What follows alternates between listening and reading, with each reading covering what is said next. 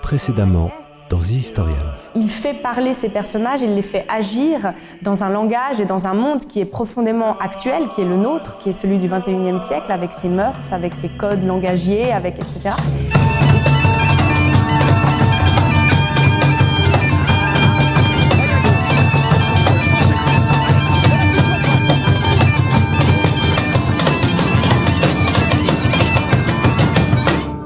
Tenez, 2-3 boulettes de viande pour faire passer la boisson.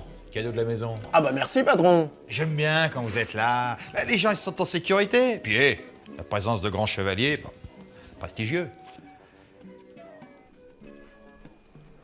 Le Perceval de Kaamelott, je pense qu'il est aussi emblématique de Kaamelott qu'il l'était de la littérature arthurienne. Aujourd'hui, j'ai trouvé le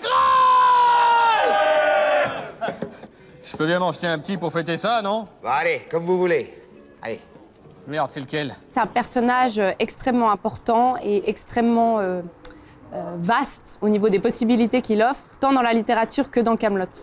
Ouais, c'est pas faux. Alexandre Astier s'appuie sur le portrait que dessine de Perceval Chrétien de Troyes, qui est le premier roman qui est spécifiquement consacré au personnage de Perceval. Plutôt vous, visiblement, seriez susceptible d'accéder à une destinée hors du commun.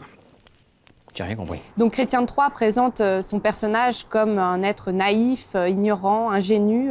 Et c'est exactement ces caractéristiques-là que Astier va utiliser, tout en les poussant évidemment à l'extrême pour provoquer le rire du spectateur. Allez, on y va! Mais pourquoi faire? Mais ça nous fera une activité! Moi, j'en ai marre de passer la journée à mettre des boulettes de pain dans les trous de nez. La plus belle illustration de cette méconnaissance des choses qu'a Perceval, c'est cette fameuse phrase « c'est pas faux » qui va lui servir à masquer ses lacunes et son désarroi face aux mots des autres, en fait, qu'il n'arrive pas à comprendre. Ouais, c'est pas faux. C'est pas faux. Bah ouais. Et vous êtes d'accord aussi pour dire que la définition même des taxes et les critiques qu'elles soulèvent forment une dichotomie.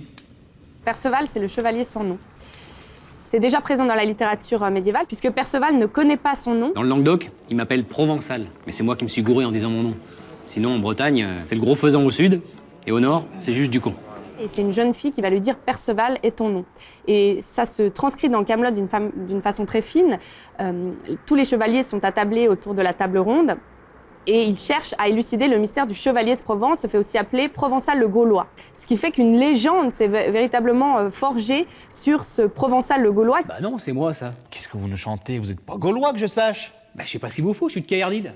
Mais c'est au Pays de Galles, Caerdide. Vous êtes gallois. Bah c'est bien ce que j'ai dit. Provençal le Gaulois, le gallois.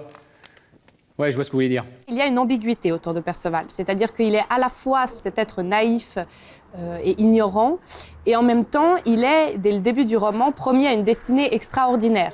Lorsque Arthur passe son épée, donc Excalibur, à Perceval, l'épée ne cesse pas de scintiller. Et Excalibur scintille lorsqu'elle reconnaît l'exceptionnelle destinée de celui qui la porte. Vous voulez pas la reprendre, là? Ça me fout un peu les miquettes.